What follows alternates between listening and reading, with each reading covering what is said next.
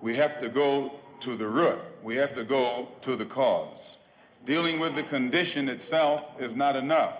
And it is because of our effort toward getting straight to the root that people oftentimes think we're dealing in hate. We are oppressed. We are exploited. We are downtrodden. We are denied not only civil rights, but even human rights.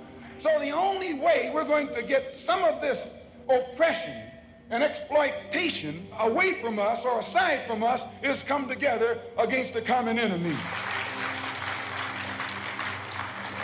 Who taught you to hate the texture of your hair? Who taught you to hate the color of your skin to such extent that you bleach to get like the white man? Who taught you to hate the shape of your nose and the shape of your lips?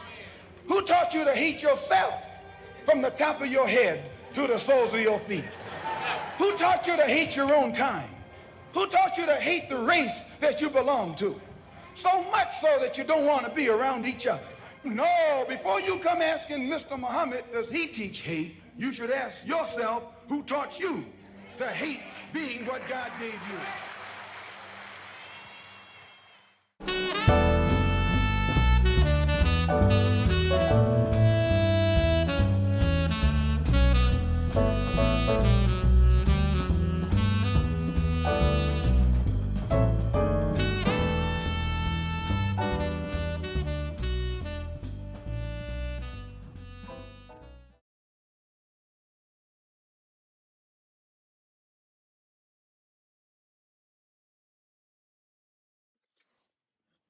Long after the conclusion of this chapter in history, when the ink of its pages has dried and the reflections will have begun, it will be recorded evidently and unmistakably who all stood for justice and who allowed animosity to fester. History has showed us quite transparently the ones who have fought for opportunity as well as the ones who have tried to suppress it. We know the heroes that inspire our fight. We hear their words ringing heavily to this day, and we hold them in our hearts. Malcolm X said, "You can't separate peace from freedom because no one can be at peace until he has his freedom." After hearing these words from over 50 years ago, know that the commotion in the United States today is warranted. How can people be expected to retreat into the shadows when oppression itself refuses to cease its attack? Some people have the luxury of staying out of the fight. Some can watch civil unrest and decide that they want no parts of this struggle. Some see protests and riots and think they are comprised of delinquents and troublemakers. Others see freedom fighters. Some are not afforded the luxury of neutrality, and some are not born with the choice to stand for the minorities or not, because we are the minorities. There is a reason why the term good trouble exists. We glorify the civil rights movement today, but do we not recognize the actual battle that it was? Change was not easy then, it is far from easy now, and it will be far from easy in the future as well. But it has always been and will always be worth it. We praise the likes of Dr. King and Malcolm X for their bravery and leadership, and especially during this month in which we commemorate Black history. But know that they were condemned by countless for being at the very helms of their protests and marches. In hindsight, it seems clear that their fight was justified. It seems obvious to most they did what was necessary and that they acted in the name of the greater good. We sing the praises of icons like Jackie Robinson, Muhammad Ali, and Thurgood Marshall. Just keep in mind that during their own lives they received backlash, opposition, and death threats from every direction. But we know them now to be true champions of change. History places them on the right side of the fight. They defeated the status quo, hence defeating the odds and defeating discrimination.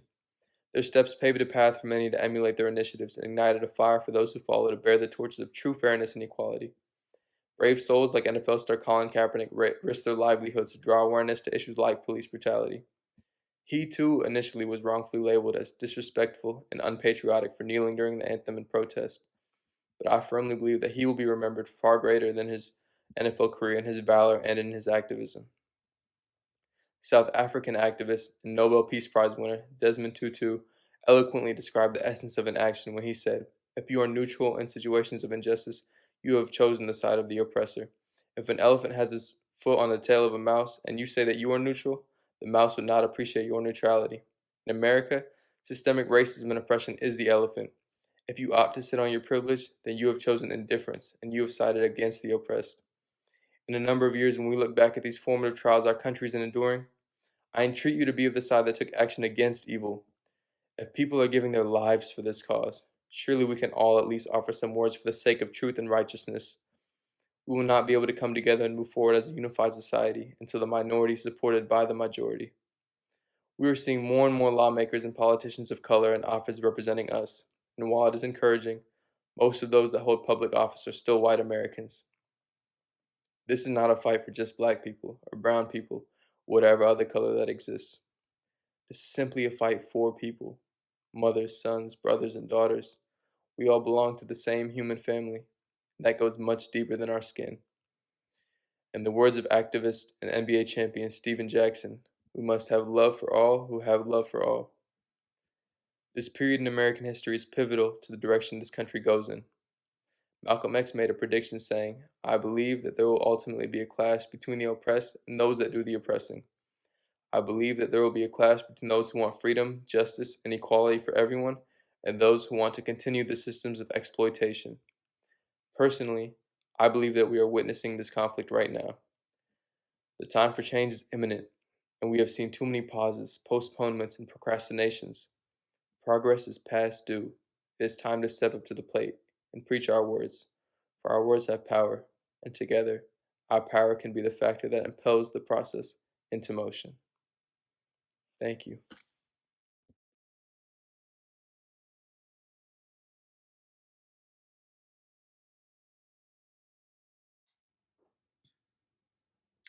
The voice of reason. This summer, I walked the streets with tears in my eyes, praying to God, looking up for an answer up in the skies. 2020 was an overwhelming year. Every day you could see me with a clear tear. I have witnessed historical moments that I pray go down in history pages to make sure my children understand all these different rages. I was one of thousands to march the streets in search of justice because politicians in power could not be trusted. Not once did I throw a punch or kick a stone, but media said I did, and this is how I am known. I have better treatment than my relatives because of my fair skin, you see. I try to understand why the color of my skin creates a barrier between you and me. People assume that I am white until I speak Spanish, and their smiles towards me soon seem to vanish. When I tell them I am Mexican, their faces are filled with fear. The MAGA man said this is how their emotions should be geared. For 4 years, racists got too comfortable. Because of Trump, they felt unstoppable. I recognize he did not physically force people to act this way, but his words held power and it was clear as day. Because of him, my undergraduate experience has been a challenge. He influenced so much, he added to my baggage. But I did far more than anyone could have expected, coming stronger than ever even if I was rejected.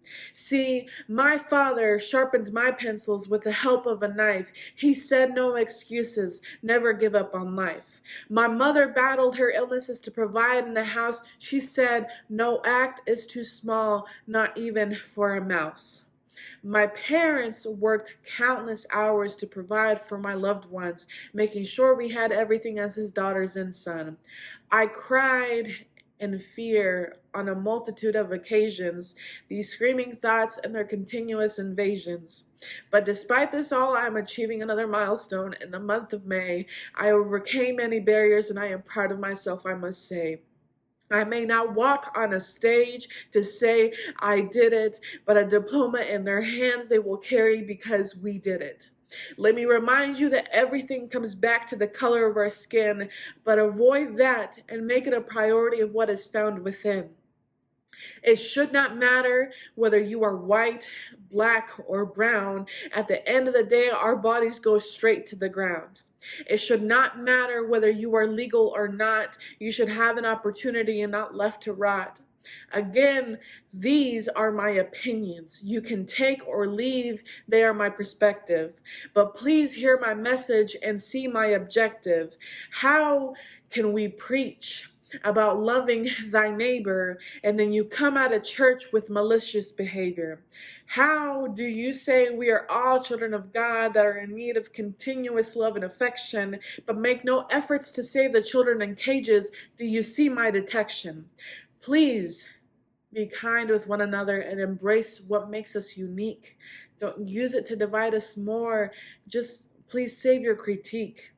Now more than ever, we must educate each other. We must love each other like sister and brother. I want to make a change. We need to make a change. Justice, equality, and inclusion is what I want to exchange. It starts with you and me. Let's make it our cup of tea.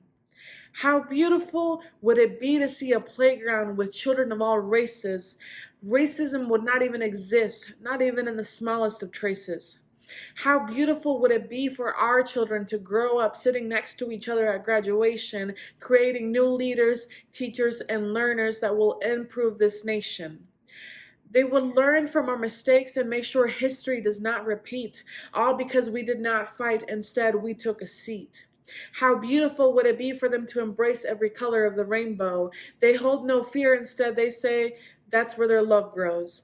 How beautiful would it be that our children say, I love you in different languages, fixing our mistakes and cleaning up our damages.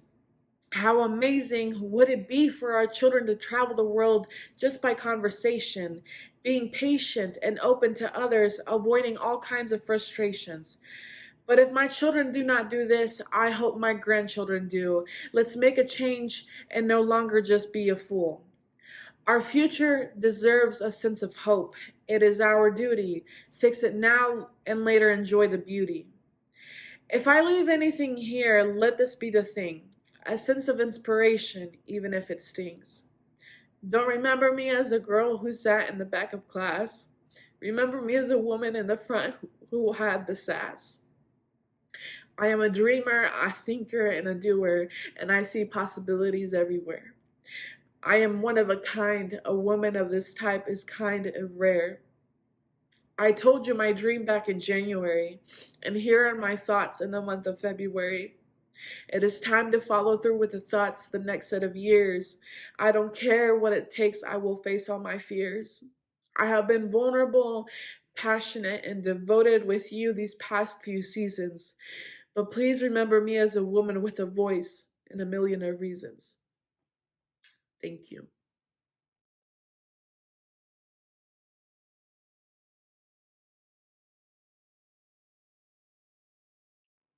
We, America. We hold our breath as each minute passes. A ringing fills our ears. 1. Please don't shoot me. 2. Officer, please. 3. I can't breathe. 4. Mama, I love you. 5. I don't want to die today. 6. Nothing. We jolt awake like after falling in a dream. Our throats are dry and tight. We gasp suddenly, as though we had been holding our breath for the last 400 years, held underwater beneath the knee of white supremacy. We look up slowly from our screens. What had we just witnessed? There is glass everywhere, for the facade has been shattered. No excuses, no justifications, only sharp, painful reality. We see an America that is not the same as it was 6 minutes ago. We hobble into the streets in a daze, because our day was not supposed to be like this. We were supposed to wake up, go to work, go home, go to sleep, wake up. We were supposed to swim in numbness, a blissful retreat into our reality. But we cannot do that anymore. So instead, we march. We march through the streets of a country in disarray. We march through the blur of emotions and heartbreak. We march to the beat of the fury pounding in our hearts. We march to the cries of the mothers who know that he is their son too. We march through the curfews and the deadlines and the ultimatums. We march through the pleading for normalcy. We march through the slurs and the spit and the smoke. We march through the rubber bullets and the tear gas. We march for hours, days, weeks, months. We march for America, not the America that stole people from Africa and stripped them of their identities, not for the America that was built on the backs of slaves, not for the America whose very institutions were designed to defend one institution, not for the America who let people dangle in the wind like fruit on a vine, not for the America who stole their dignity and pushed them to the back of the bus, not for the America who filled Black communities with drugs and then obliterated them in an imaginary war, not for the America that labels wolf packs, welfare queens, and Jezebels, not for the America that values a Black man's life at the exact price of a $20 bill. We march for the America that could be, the America a wise man once had a dream about, the America of self-actualization, of justice, of community growth. We march for the America where Black people are free to sleep in their beds, walk down the street, go for a jog, play with a toy, carry some Skittles, and have a broken taillight. We march for an America free of police tyranny, because this injustice system is doing exactly what it was designed to do, and we can do better. We march for an America that mourns the loss of life before the loss of a target. We march for an America that works to make amends for injustice. We march for an America that is better than it was 6 minutes ago. Today, where is the marching? Where are the signs in the air, the posts of solidarity, the promises of betterment? Where are the actors' tears? Where's the beating that drives us onward? Where's the unity we shared? Where's the sense of urgency America felt then? Because it still lives inside every Black American who has felt this pain for centuries. So to my fellow white Americans, I implore you, feel this pain. Exist in discomfort, shock, grief, and sorrow, as it will wake us up like a plunge into icy water. Do not retreat back to normalcy, comfort, privilege. Do not cower in the face of accountability. Rise to the call to be part of the solution, not the problem. Stand with our brothers and sisters and show them that this is not a Black battle. This is an American battle. Because we are better than this. We can be. We must be.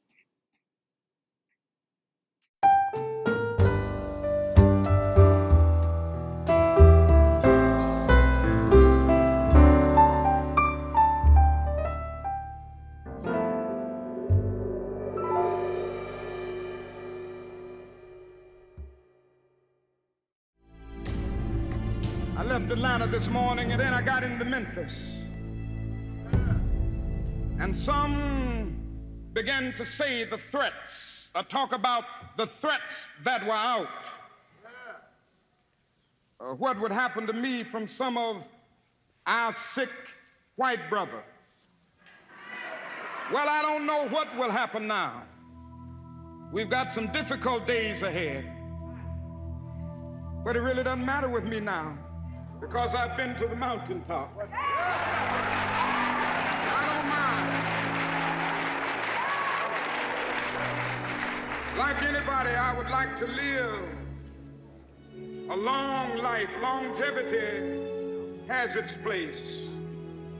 But I'm not concerned about that now. I just want to do God's will. And He's allowed me to go up to the mountain.